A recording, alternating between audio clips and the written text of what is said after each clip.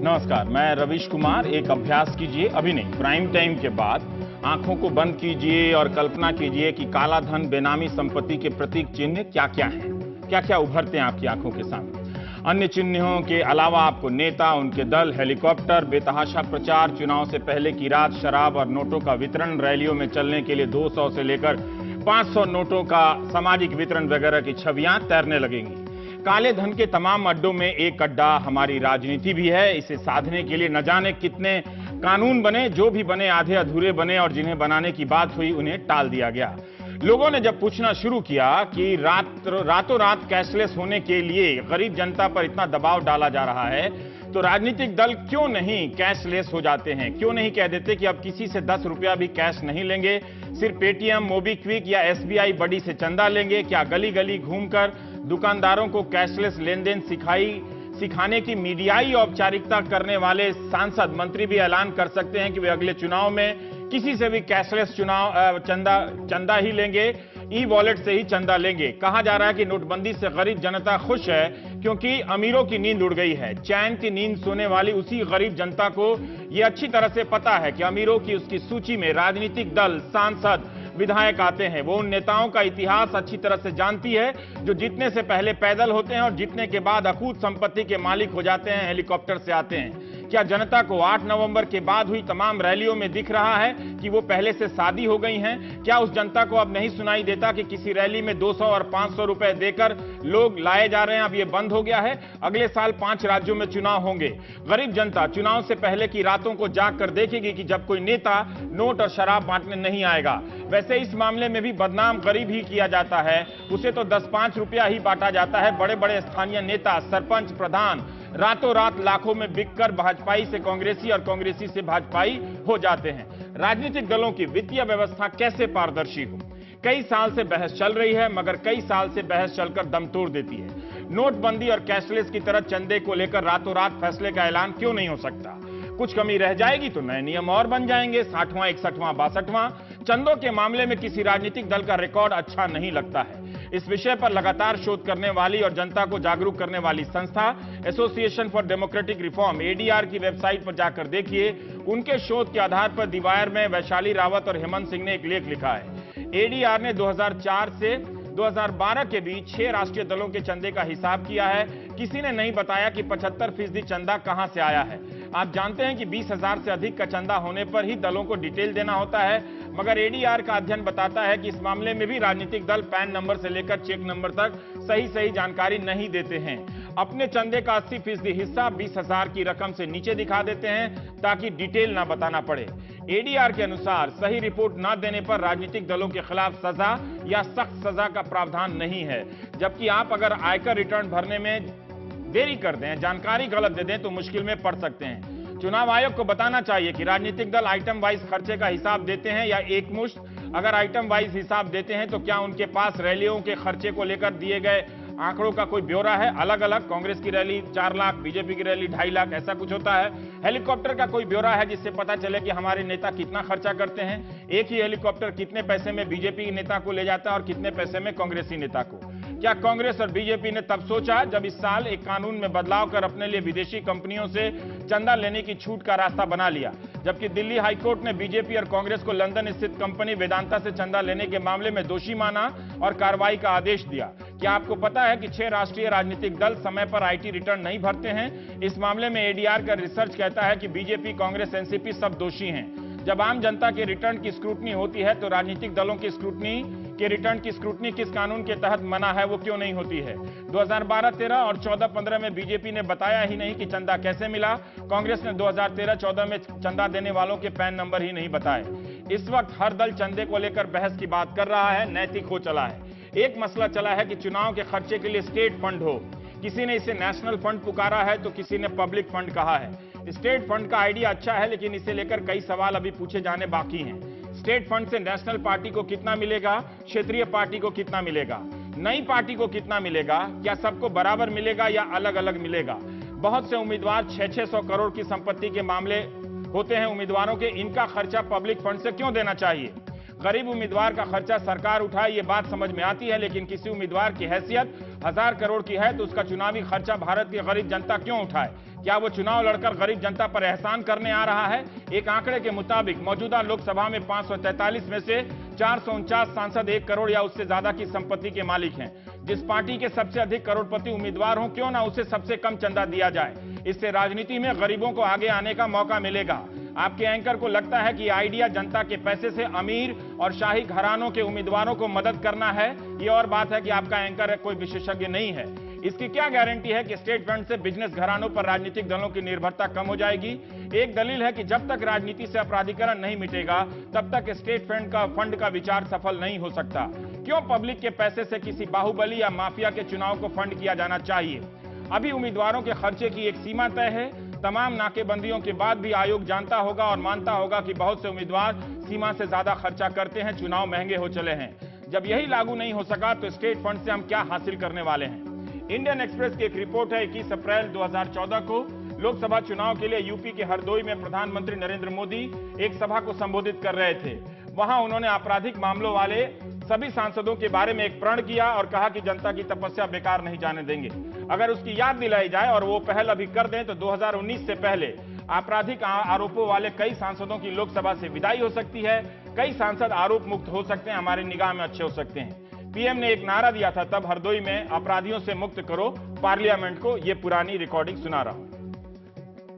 भाइयों बहनों, चुनाव जीत जाऊं हार जाऊं मुझे कभी परवाह नहीं रहती, लेकिन मैं अपने उसूलों से हटता नहीं हूं। मैंने ठान के रखी है दोस्तों, मैंने ठान के रखी है कि 16 मई को बाद जब चुनाव का नतीजा आएगा, नई सरकार बनेगी। नई सरकार के बाद ये जितने पार्लियामेंट के चुनाव लड़ने वाले लोग हैं, जिन्होंने अपने फॉर्म भरे हैं, उन फॉर्म में उन्होंने लिखा है किसने कितना गुनाह किया है, किस पर कितने केसेस चलते, सब है ना, आता है ना खबरों में।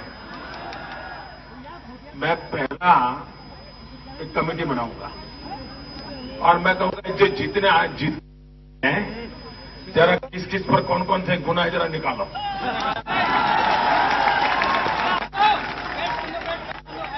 उसमें भाजपा वालों को भी नहीं छोड़ूंगा, एनडीए वालों को भी नहीं छोड़ूंगा,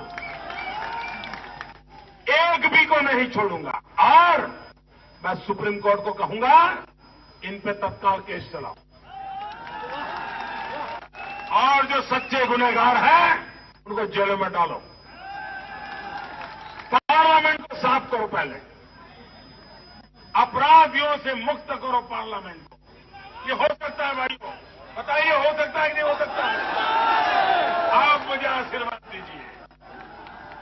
और एक बार वो गुनहगार सिद्ध हो गया तो जेल जाएगा, उसकी सीट खाली हो जाएगी, नया चुनाव आएगा और कोई गुनहगार अब चुनाव में मैदान में उतरने की हिम्मत नहीं करेगा। जनता ने आशीर्वाद दे दिया था और अब वक्त है इन अपराधियों से, आपराधिक मामलों वाले आरोपी सांसदों से मुक्ति का। एडीआर के आंकड़ों के अनुसार बीजेपी के 58 सांसदों ने अपने हलफनामे में आपराधिक मामलों का जिक्र किया है। शिवसेना के 18 सांसदों में से 15 ने ऐसे मामलों का जिक्र किया है। कांग्रेस के 44 में से 8 सांसदों ने ऐसा जिक्र किया है। चूंकि ये महीना संत होने का है, राजनीति में नैतिक होने का है, साधु परमात्मा होने का है, इसलिए पुरानी बात याद दिला दी। नोटबंदी का एक असर अच्छा तो है कि राजनीतिक दलों की साख भी पब्लिक की निगाह में आ गई है। जाहिर है बहुत से बेसिक सवाल होंगे, हम इस पर बात करेंगे पूर्व मुख्य चुनाव आयुक्त शहाबुद्दीन याकूब कुरैशी साहब से। वो ज्यादा इस मामले में पूरे अनुभवी हैं, तो उन्हीं से हम सिर्फ बात करेंगे। जैसे जैसे सवाल बनेगा, उनकी जानकारियों से सवाल निकलता चलेगा, बातचीत आगे बढ़ती जाएगी। सर, मैं आपसे जानना चाहता हूं कि बहुत पढ़ रहा हूं मैं कि state fund, national fund, public fund से राजनीतिक चुनाव के चंदे को एक तरह से उसको स्पॉन्सर किया जाए, दिया जाए। आप लोगों ने भी इस बहस को देखा होगा, लेकिन वो फंड क्या है, उसका भीतरी स्वरूप क्या है? क्या इस पे इसकी कोई कल्पना है दुनिया में या भारत में, जो भी 10 साल बहस हुई है, जिससे हम और समझ सकें, सिर्फ नाम ना जाने कि स्टेट फंड होना चाहिए, क्या होना चाहिए, कैसे होना चाहिए? जी देखिए, पिछले 20-25 साल से जब भी मनी पावर इन इलेक्शन का जिक्र आता रहा और करप्शन का जिक्र आता था, तो 20-25 साल से कई कमेटियां इस पे बैठी हैं कि भाई इसका करप्शन दूर करने का एक ही तरीका है कि स्टेट फंडिंग ऑफ इलेक्शंस हो, इलेक्शन को स्टेट पैसे दे। और लेकिन सबसे इंपॉर्टेंट कमेटीज में थी इंद्रजीत गुप्ता कमेटी, जिसने 1999 में, जिसमें उस वक्त डॉक्टर मनमोहन सिंह भी उसके मेंबर थे, बड़े बड़े प्रोमिनेंट मेंबर थे। उन्होंने कहा कि एक पार्शियल स्टेट फंडिंग सोची जा सकती है, लेकिन उसकी शर्त यह है कि उससे पहले पॉलिटिकल पार्टीज में इंटरनल डेमोक्रेसी हो। ये तो नहीं पैसे लेके खा जाएंगे, तो उन पार्टी में भी फंक्शनिंग उनकी डेमोक्रेटिक होनी चाहिए। तो कंडीशनल स्टेट फंडिंग का क्या मतलब? पार्टी मतलब ये नहीं कि 100% ही दे देंगे, कुछ तरीके से दे देंगे कि उनके जो उनका कैंपेन है उसको फाइनेंस कर दें, उनको फ्री एयर टाइम दे दें, उनको कुछ फैसिलिटीज दे दें, ये मुराद थी। तो कुछ तो आप लोग देते हैं, जैसे एयर टाइम बहुत थोड़ी थी हम देते हैं सिर्फ रिकॉग्नाइज पार्टीज को। उसकी डेफिनेशन भी मैं बता दूंगा क्योंकि लोग उसको नहीं समझते हैं। उसमें हम देते हैं तो फ्री इलेक्टोरल रोल और free air time on public broadcaster और दूरदर्शन और ऑल इंडिया रेडियो वगैरह। उन पार्टीज को उनकी उससे ज्यादा तो फ्री का बाकी प्राइवेट चैनलों पे चलता ही रहता है आजकल, घंटे घंटे रैलियां कवर होती हैं। जी जी। फिर लेकिन सजेशन आता है कि भाई अगर उसी को एक्सटेंड कर दें प्राइवेट चैनल के लिए भी कर दें, यानी स्टेट आपकी चैनल को फंड कर दें। उसमें एक संतुलन बना रहे कि एक ही पार्टी के उम्मीदवार को 3-3 बार लाइव ना चले, एक घंटा। उनको जो टाइम मिलता है उनकी स्ट्रेंथ के मुताबिक मिलता है, बिल्कुल इक्वल ना मिलके कि जो ऑलरेडी उनकी विधानसभा और उसमें स्ट्रेंथ है उसके मुताबिक मिलता है। तो ये उनका उसका क्राइटेरिया, बट वो नॉमिनल है, उसकी उनको इतनी परवाह भी नहीं है, क्योंकि अब तो वैसे भी दूरदर्शन और ऑल इंडिया रेडियो की जो मोनोपोली थी वो तो है नहीं, बाकी सारी चैनल से और मीडिया से लोगों को पता लगता है। तो पॉलिटिकल पार्टीज को भी इतना इंटरेस्ट पर उस फैसले से ये था कि सभी बाकी अन्य विपक्षी दलों और जो सत्ताधारी दल है उसमें एक संतुलन बनाते हैं। प्राइवेट आप सरकारी दूरदर्शन में अगर बीजेपी को आधा घंटा देंगे तो कांग्रेस को भी आधा घंटा मिलेगा और बसपा को भी आधा घंटा मिलेगा, लेकिन प्राइवेट चैनल में ये हो सकता है कि बसपा को कोई घंटा ना मिले, बीजेपी को 1.5 घंटा मिल जाए, कांग्रेस को 1 घंटा मिले। ये तो हो सकता है ना? नो, अगर ये स्टेट फंडिंग के तौर पे होगा और आप हमारा स्टेट आपको आपकी चैनल को फंड करेगी तो आप सबको देना पड़ेगा, तो टाइम एलोकेशन तो फिर इलेक्शन कमीशन करेगा ना। फिर भी दुनिया में क्या है ये, कहीं भी ऐसा है? आपने काफी दो बातें देखिए, हिंदुस्तान की डिबेट में जो अक्सर आता है कि स्टेट फंडिंग ऑफ इलेक्शन होनी चाहिए, मैं उसको बार बार अपोज कर चुका हूं। इलेक्शन कमीशन ने कई बार उसको अपोज किया, स्टेट फंडिंग ऑफ इलेक्शंस को, क्योंकि ऑलरेडी आप नहीं चाहते और उसकी मैं वजह दूंगा, लेकिन मैं क्या चाहता हूं वो भी आपको बताऊंगा। पहले वजह बताइए कि आप क्यों नहीं चाहते। क्यों नहीं, इसलिए हम नहीं चाहते कि देखिए इस वक्त पोजीशन ये है कि विधानसभा के लिए इस वक्त की लिमिट है 28 लाख और लोकसभा के लिए 70 लाख खर्च कर सकते हैं, लेकिन सबको मालूम है कि 5 करोड़, 10 करोड़, 20 करोड़ खर्च होता है। तो ऑब्वियसली अगर हम स्टेट फंडिंग होगी तो हम 28 लाख तो देंगे, 5-10 करोड़ जो रिश्वत में और शराब बांटने में ये लोग करते हैं वो आप सुनिश्चित नहीं कर सकते हैं कि वो खर्चा रुक जाएगा, वो रुक जाएगा, हमारे देने वो तो रुक नहीं कर सकते, इसलिए आप इसके खिलाफ, इसलिए इसके खिलाफ है। लेकिन हमारी जो ऑल्टरनेटिव फॉर्मुलेशन है कि देखिए डेमोक्रेसी बगैर पैसे के तो चल नहीं सकती, पॉलिटिकल पार्टीज चाहिए, उनको पैसा चाहिए। State funding of political parties not election वो होनी चाहिए, जो कई यूरोप के 70% मुल्कों में वो है। और उसको वो कैसे वर्क करती है? State funding of political party चुनाव का नहीं, यानी चुनाव के बाद। अब जैसे मैंने कैलकुलेशन करके, जी मैं बताता हूं, मैंने कैलकुलेशन इस पे करके और मैंने 1-2 आर्टिकल इस पे लिखे थे कि हर इलेक्शन के बाद हर वोट के ऊपर अगर हम 100 रुपए दे दें तो अब पिछले जनरल इलेक्शन में 55 करोड़ वोट पड़े थे, 100 रुपए के हिसाब से हो गए 5,500 करोड़। 5,500 करोड़ की स्टेट फंडिंग पॉलिटिकल पार्टीज को मिल जाए, और ये बड़े रीजनेबल है। क्यों?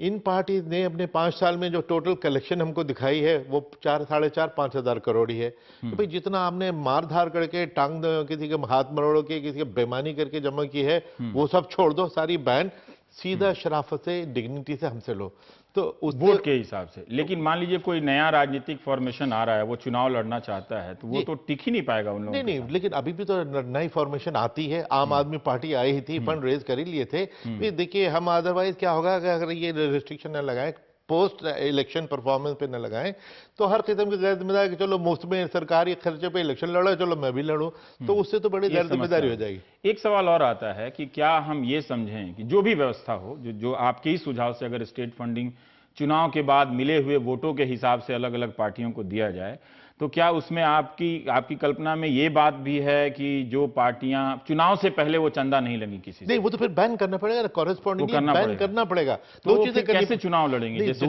देखिए, ये मैं 3 साल से 4 साल से ये रिकमेंडेशन दे रहा हूँ। पॉलिटिकल पार्टी ने इसको क्यों नहीं ध्यान दिया? क्योंकि उसके साथ जो शर्तें अटैच हैं वो उनको पसंद नहीं है।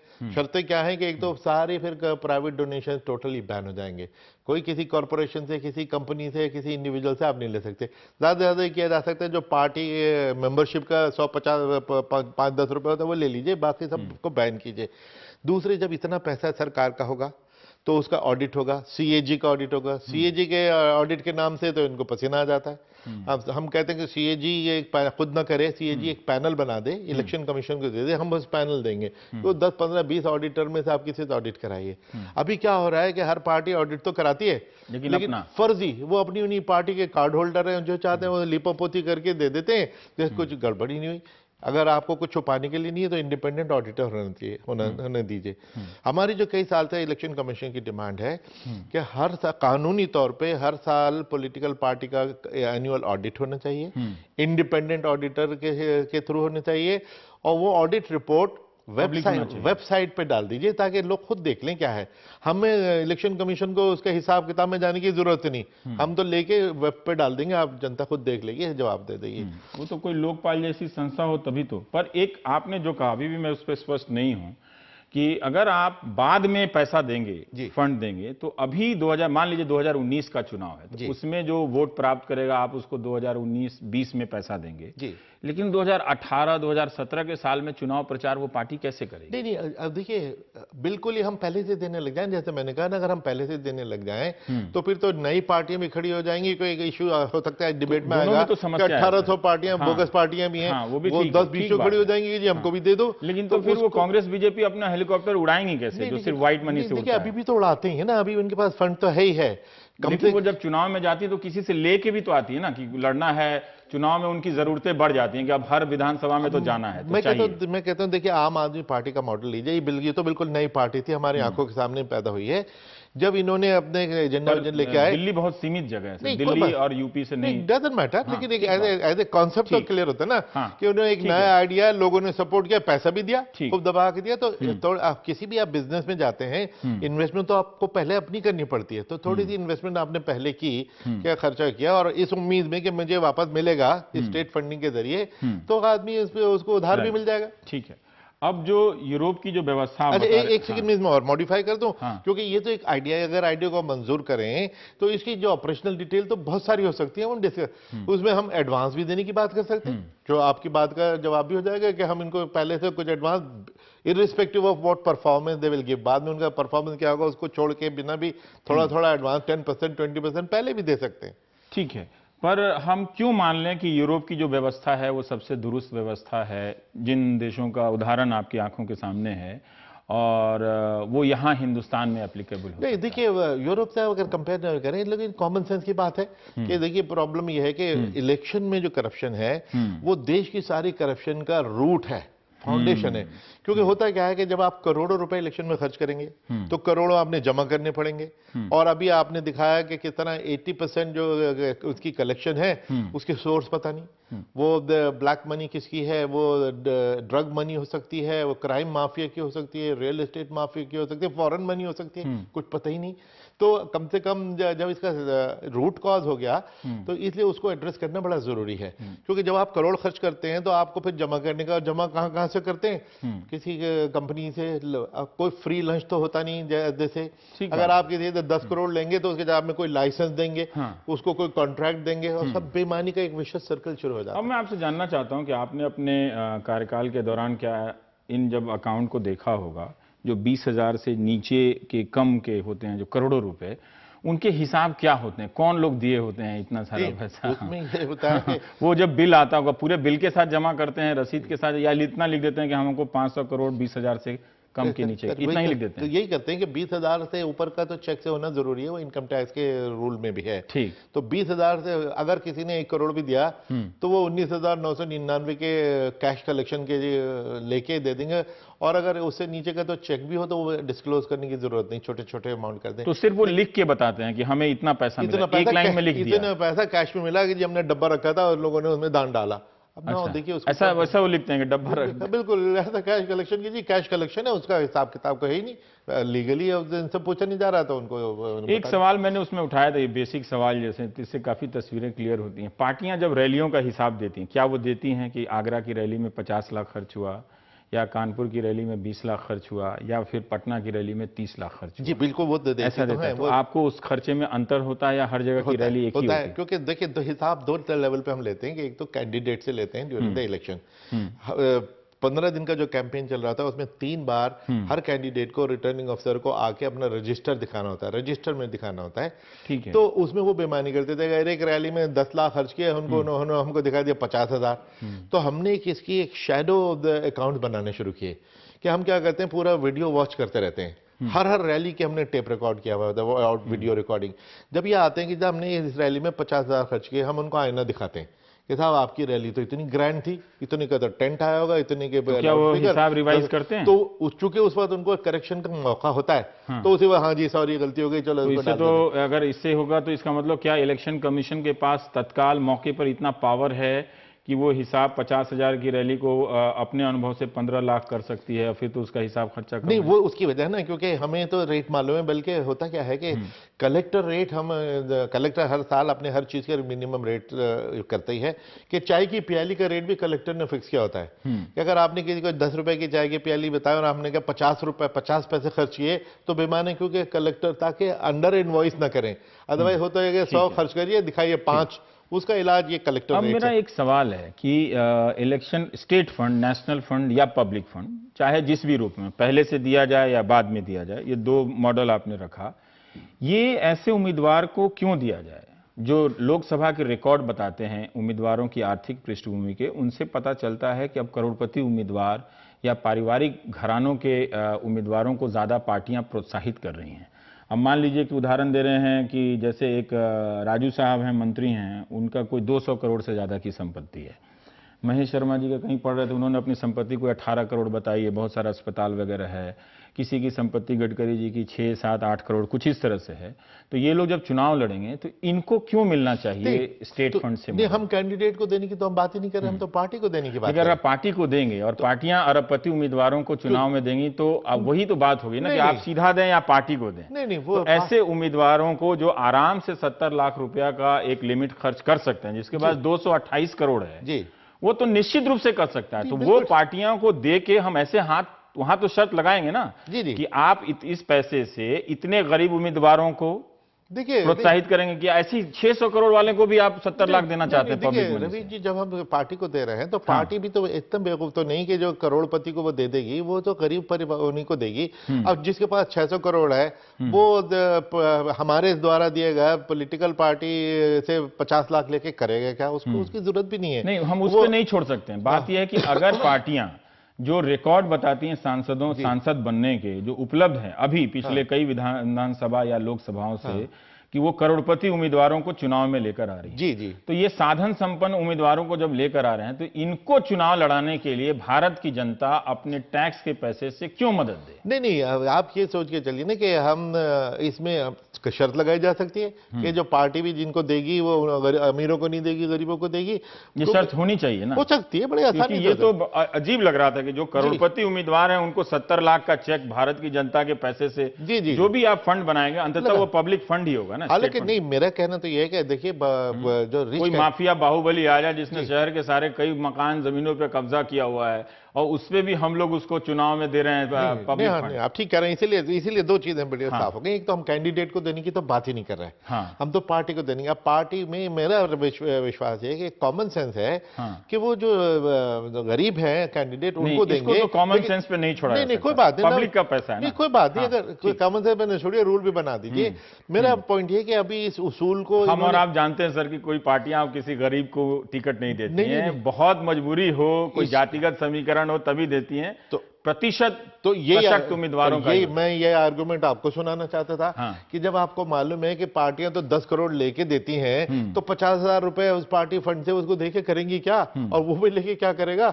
लेकिन मैं कहता हूं उतनी डिटेल में इसलिए अभी न जाए कि अभी तो इस उसूल को ही नहीं माना इन्होंने कि इस स्कीम को देखने की जरूरत है। इसकी ऑपरेशनल डिटेल्स 20 वेरिएशंस हो सकती हैं जो डिस्कशन से कंसेंसस से इवॉल्व किए जा सकते हैं। हम एक ब्रेक लेंगे और उसके बाद जो चंदे की पारदर्शिता है, जो आप अन्य सुधारों की बात कर रहे हैं कि सिर्फ इसे फंड के रूप में ना देखा जाए, उस पर हम चाहते हैं कि उस पर भी थोड़ी सी बातचीत हो जाए।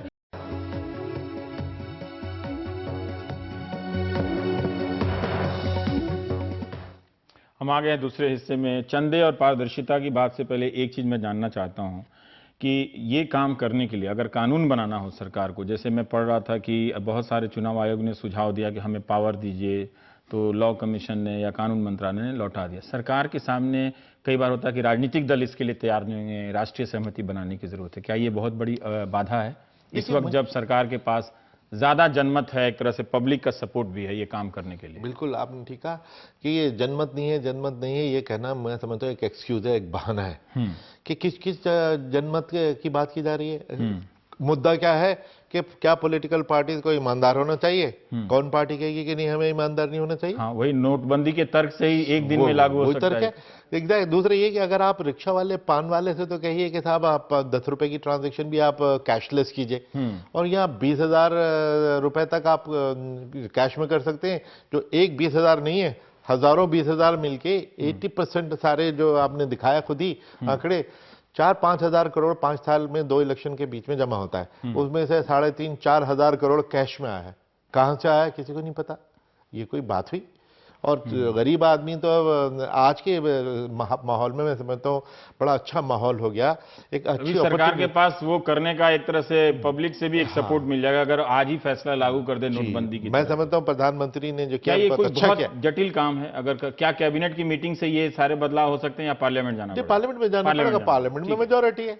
अब मेरा एक सवाल है कि एक तो हो गया कि हम उनको चंदा दें, वो कैसे खर्च करें इस पे वो काफी पारदर्शी नहीं है पार्टियां। वो आरटीआई के दायरे में आने से पूरा हंगामा कर देती हैं, खर्चा नहीं बताती हैं। तो ये सब कैसे सुनिश्चित किया जा सकता है? नहीं, अब ये कि देखिए स्टेट फंडिंग हो, उसके साथ फिर ऑडिट होगा, और ऑडिट में इंडिपेंडेंट ऑडिटर के जरिए तो सारी चीज सामने आ जाएगी। आपने पहले एक जवाब में एक बात कहा कि ये सारे जो वो जब वो खुद कराते हैं तो उनके ही पार्टी के उस्ताद लोग होते हैं, जैसे वकील, चार्टर्ड अकाउंटेंट, तो वो अपने हिसाब से होशियारी से करके भेज देते हैं। मैं ये जानना चाहता हूं कि क्या चुनाव आयोग के पास मतलब इसकी दक्षता है, मतलब कौशल है कि आप इस तरह के ऑडिट, क्या आपके तंत्र में ऐसे लोग हैं, वैसा कोई काडर है जो इस तरह से आर्थिक तरीकों से या इलेक्ट्रॉनिक तरीकों से चंदे के हेर फेर को पकड़ सकते हैं? देखिए है, बड़े अच्छे तंत्र में हैं। हाँ, नहीं, बड़े अच्छे ऑडिटर हैं। हम भी सीएजी से कंसल्ट करेंगे। सीएजी से पूछ के कि भाई हमें 15, 20, 25 अच्छे ऑडिटर्स की लिस्ट बना दो जो बिल्कुल किसी किस्म के दबाव में नहीं आएंगे,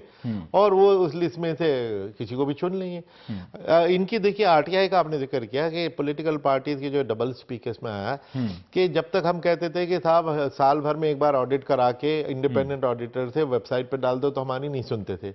आरटीआई ने जब कह दिया कि आपके हर चीज पब्लिक डोमेन में आएगी, तो फिर कहते हैं जी हम आरटीआई से मतलब नहीं, हम तो इलेक्शन कमीशन के अंडर में चलते हैं, वो हमसे मांगे। तो आरटीआई में सुबह से शाम तक 100 बार जवाब देना पड़ेगा।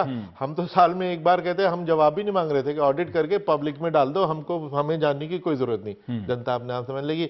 अब वो उसके हिसाब से उसके मुकाबले में आरटीआई के मुकाबले में ये बड़ा लाइटर चीज लग रही है, कम से कम इसको कर डालें। आपके अनुभव में कोई एक ऐसी पार्टी है जो अधिकतम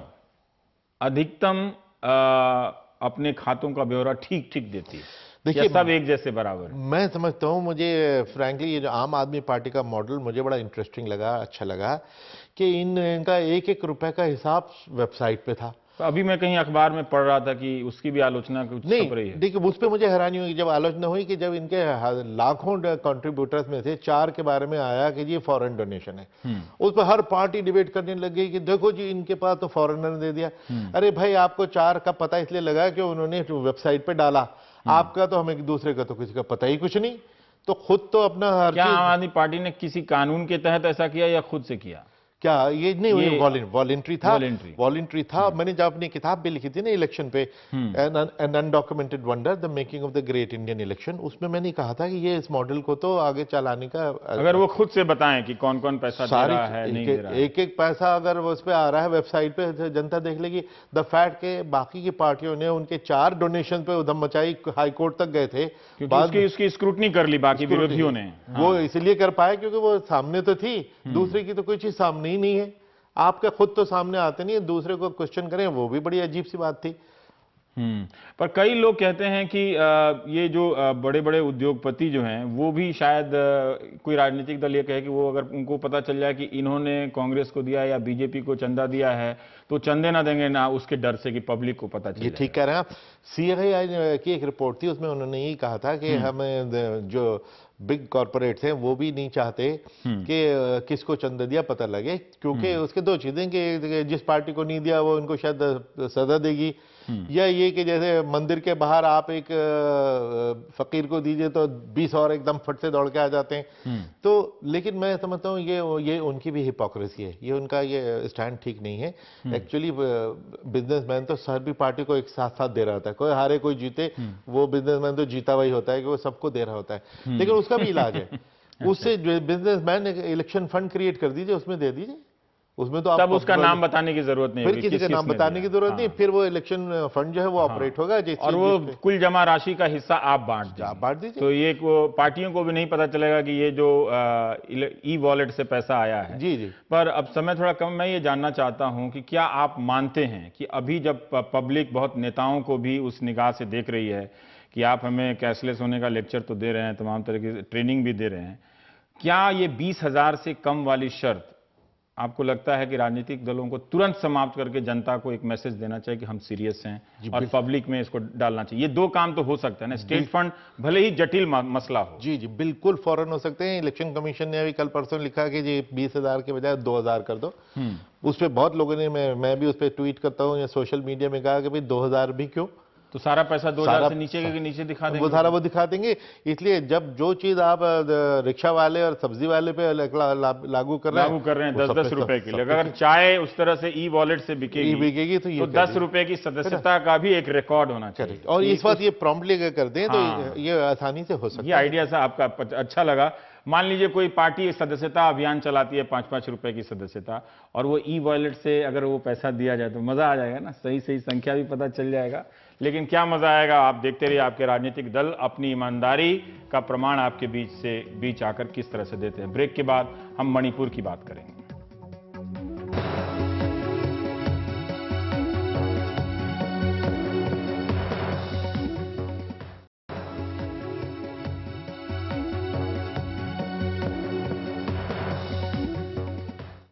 उत्तर पूर्वी राज्य मणिपुर बीते 50 दिनों से आर्थिक नाकेबंदी से जूझ रहा है। राज्य में 7 नए जिले बनाने के मौजूदा सरकार के फैसले के खिलाफ ये आर्थिक नाकेबंदी पहले नागा गुटों ने शुरू की और अब उसके जवाब में कुकी और मैतेई समुदायों ने।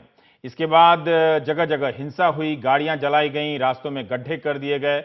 आर्थिक नाकेबंदी के जरिए एक दूसरे का मुकाबला करने और राज्य सरकार को चुनौती देने की इस कार्रवाई ने आम जनता को परेशान कर दिया है। मणिपुर को जाने वाले 2 हाईवे बंद हैं और जरूरी सामान की किल्लत पड़ने लगी है। इस बीच मुख्यमंत्री ओकराम इबोबी सिंह ने सभी पक्षों से आग्रह किया है कि वो आर्थिक नाकेबंदी खत्म कर दें। मुख्यमंत्री ने क्रिसमस तक हालात ठीक होने का आश्वासन दिया है। इस बीच हिंसा के मद्देनजर केंद्र सरकार ने अर्धसैनिक बलों के 4,000 जवानों को मणिपुर भेज दिया। लेकिन सवाल यह है कि इस हिंसा की जड़ में है क्या? हमारी खास रिपोर्ट इसी पर। मणिपुर के ताजा हालात को बयां करती तस्वीरें। रविवार शाम हुई हिंसा का बदला सोमवार की सुबह। नागा बहुल सेनापति जिले में इंफाल जा रही एक बस और टाटा सूमो को जला दिया गया।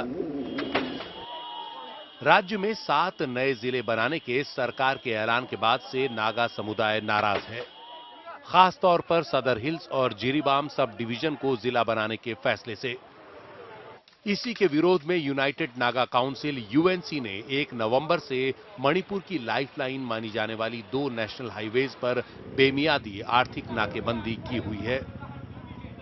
मणिपुर के बाकी दो समुदाय मैतेई और कुकी इस आर्थिक नाकेबंदी से परेशान और नाराज हैं। रविवार को उन्होंने नागा बहुल इलाकों में जा रहे 1000 यात्रियों को रोका और उनकी गाड़ियों में आग लगा दी। इनमें से कई लोग क्रिसमस मनाने के लिए अपने घरों की ओर जा रहे थे। बाद में पुलिस ने कड़ी सुरक्षा में उन्हें उखरूल इलाके तक सुरक्षित पहुंचाया। There were around 1,000 people with the escort party, but on the way, they were waylaid by the valley people. I should say the valley people. They were waylaid by the valley people. They were not allowed to cross beyond the what we call a place called that is in the valley. They were not allowed to cross beyond that. In between, many of the vehicles were damaged and burned down. Moreover, many people were hurt due to stone pelting. We were just moving forward, and the crowd came pushing, and so we suddenly turned the vehicle. We were moving towards Ukhrul. Then the crowd was too much, so we turned back, and we turned towards Imphal. And the security, instead of standing at the back of us, back of vehicle, they were moving forward, and they were inside the crowd. And who's going to help us? Kuki और मैतेई समुदाय ने नागा नाकेबंदी के जवाब में इम्फाल घाटी से नागा बहुल इलाकों में जाने के रास्तों पर नाकेबंदी कर दी है। जरूरी सामान ले जाने वाली गाड़ियों का आना जाना बंद कर दिया गया है। हमारे अगेंस्ट में अभी जो 1 महीना हुआ है वो जो ब्लॉकेट कर रहा है, इसी के वास्ते हम इधर काउंटर ब्लॉकेट कर रहा है। हम जो यूएनसी वाला ने आज तक ब्लॉकेट पीछा नहीं कर रहा है, इसलिए हम भी पीछा नहीं हटेगा। Everybody knows it. Why we are blocking the roads? So we are not tolerate for about 1.5 months that UNC blocked the roads and NSN supported it. So I think we have to teach a lesson to the UNC. दोनों ही ओर से नाकेबंदी की वजह से आम लोगों को काफी परेशानी हो रही है। 50 दिन गुजर चुके हैं और कई इलाकों में लोगों के पास आम जरूरत का सामान खत्म हो रहा है। I think the government has to act fast to stop this economic blockade and save us all in the name of humanity. उधर मणिपुर की ओकराम इबोबी सिंह सरकार अपने फैसले से पीछे हटने को तैयार नहीं दिख रही। नागा गुटों की शिकायत है कि सरकार जब लिखित में दे चुकी थी कि सदर हिल्स पर कोई भी फैसला लेने से पहले वो सभी संबंधित पक्षों से बात करेगी, तो उसने एक तरफा फैसला क्यों किया। दरअसल कुकी आदिवासी सालों से कुकी बहुल सदर हिल्स को जिला बनाने की मांग करते रहे हैं। अक्टूबर में मणिपुर सरकार ने 7 नए जिले बनाने का ऐलान किया, जिनमें सदर हिल्स और जिरीबाम सब डिवीजन भी शामिल हैं। लेकिन सदर हिल्स और जिरीबाम को नागा समुदाय अपने ग्रेटर नागालैंड का हिस्सा मानता है। नागा गुटों का आरोप है कि मणिपुर की कांग्रेस सरकार कुकी समुदाय का तुष्टीकरण कर रही है और अगले साल होने वाले चुनाव से पहले उन्हें खुश करने की कोशिश में है। नागा गुटों का दावा है कि सदर हिल्स उनके पुरखों की जमीन है और उसे जिला बनाने से कुकी उसके अपना होमलैंड होने का दावा करने लगेंगे। उधर जिरीबाम सब डिवीजन मैतेई बहुल है और इम्फाल ईस्ट जिले में है। उसके बीचों बीच नागा बहुल तमेंगलोंग जिला पड़ता है। नागाओं का आरोप है कि जिरीबाम को जिला बनाने से तमेंगलोंग को 2 हिस्सों में तोड़ना होगा। उसे इसके पीछे नागा लोगों को 2 इलाकों में बांटने की साजिश दिख रही है। मणिपुर में बीते कई दशकों से नस्लीय हिंसा चल रही है। नागा हथियारबंद गुट NSCN-IM की मांग है कि मणिपुर, असम और अरुणाचल के नागा बहुल इलाकों को मिलाकर एक ग्रेटर नागालैंड बनाया जाए। लेकिन इस मांग को मानने पर मणिपुर आधा रह जाएगा। कुकी और मैतेई समुदाय इसके खिलाफ हैं। दरअसल मणिपुर की आधी से ज्यादा जमीन पर नागा समुदाय के लोग रहते हैं, लेकिन कुकी और मैतेई समुदाय के मुकाबले उनकी तादाद काफी कम है। अब ऐन चुनावों से पहले सरकार का 7 नए जिले बनाने का फैसला इस आग में घी का काम कर रहा है। दोनों ही पक्ष अब आर्थिक नाकेबंदी पर अड़ गए हैं, जिससे दोनों ही ओर के आम लोग परेशान हैं। सरकार ने उम्मीद जताई है कि क्रिसमस तक वो हालात सामान्य करने में कामयाब हो जाएगी। ब्यूरो रिपोर्ट के साथ रत्नदीप चौधरी, NDTV इंडिया।